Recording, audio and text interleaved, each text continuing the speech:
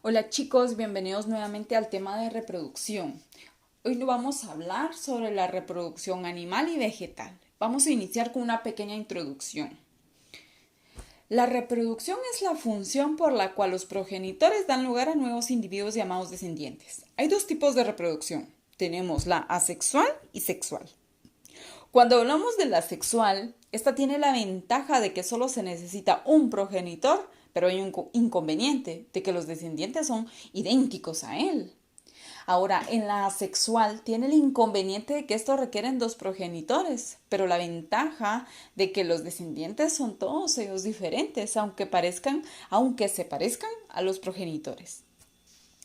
Tenemos llamado ciclo vital o biológico al conjunto de etapas por la que pasa un individuo a lo largo de su vida, desde que ésta se inicia hasta que ésta inicia de la siguiente generación. Aquí tenemos que se distinguen en tres etapas: reproducción, desarrollo embrionario y crecimiento.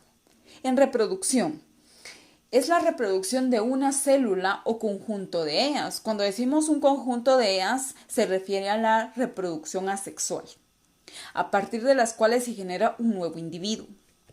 Desarrollo embrionario, en la que se forma un individuo completo con capacidad para vivir por sí mismo en la reproducción sexual. Esto sucede a partir de una primera célula denominada cigoto. Crecimiento, aumento del tamaño corporal. Si se trata de una célula por crecimiento del tamaño, si se trata de un organismo pluricelular por el crecimiento del número de células. En algunos momentos de esta fase se alcanza la capacidad reproductiva y el ciclo comienza de nuevo. Ahora vamos con la reproducción animal, pero vamos a hablar sobre la reproducción asexual en animales. Es poco frecuente y está limitada a los fílums menos evolucionados. Hay dos formas básicas, que es fragmentación y gemación. En la fragmentación se produce por rótula y también tenemos la regeneración. En la regeneración es la capacidad de reconstruir una parte perdida del animal.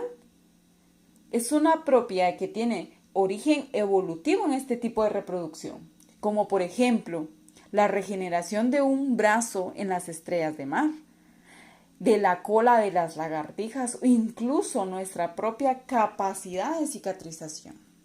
Ahora hablamos sobre gemación, formación de una yema o protuberancia que finalmente se espera del progenitor y se desarrolla hasta formar un nuevo adulto.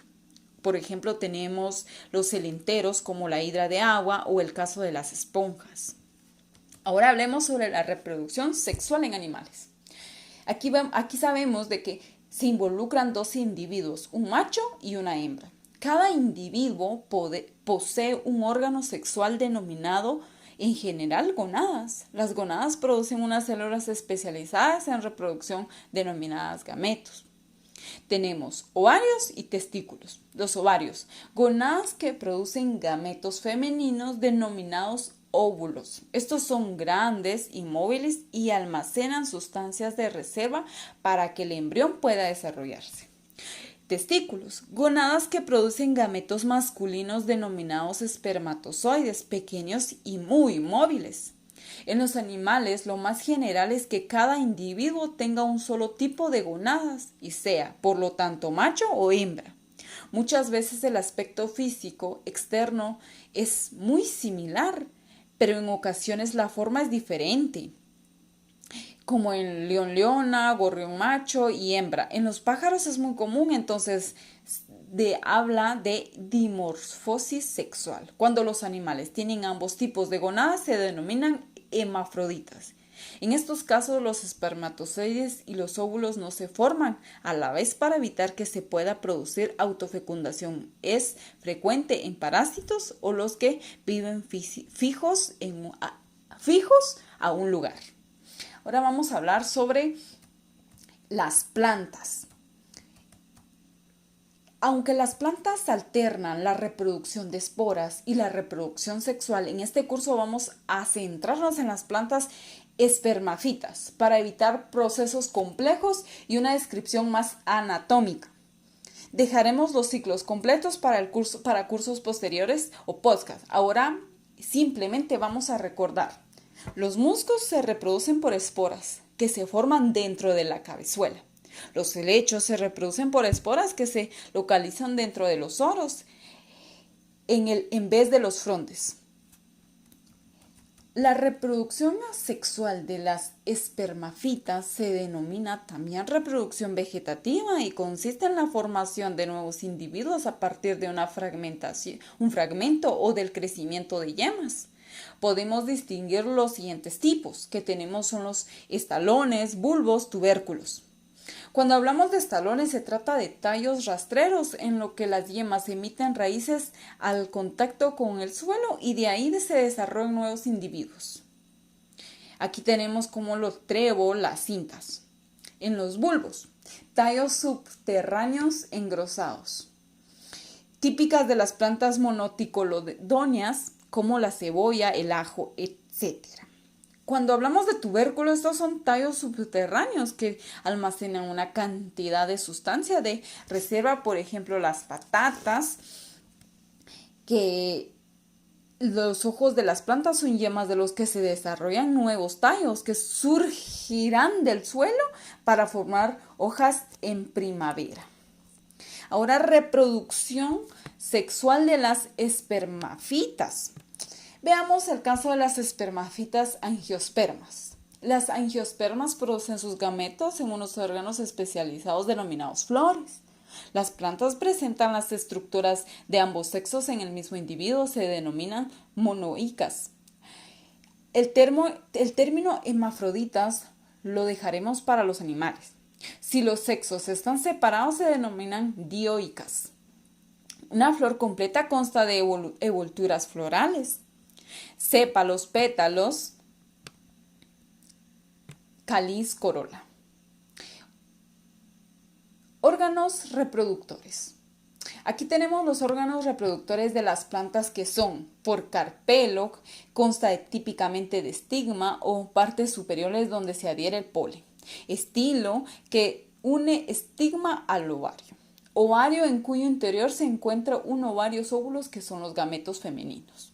Estambres formados por filamentos, antera, en cuyo interior se localizan los granos de polen de los gametos masculinos. El conjunto de los carpelos forman el pistilo y gineceo y el conjunto de estambres el androceo.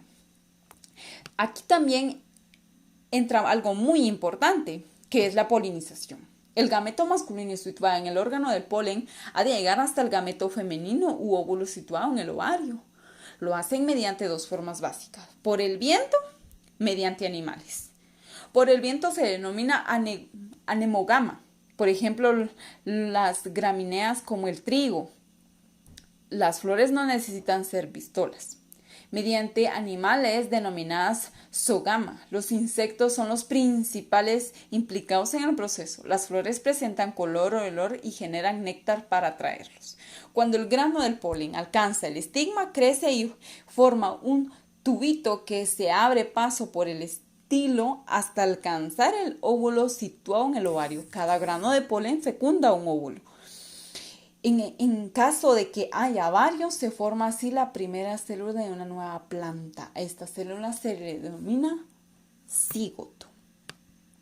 Y de aquí ya tenemos semillas y frutos. Los cigotos crecen en una forma pequeña plantuda a la que llamamos semilla. La semilla consta de un germen o yema de raíz y el tallo y una de las hojas modificadas para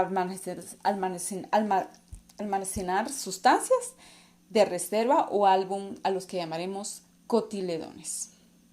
Por otra parte, el ovario crecerá en las semillas rodeado y protegiéndolos. Gracias, chicos, esto ha sido por hoy, lo que es reproducción en animales y plantas.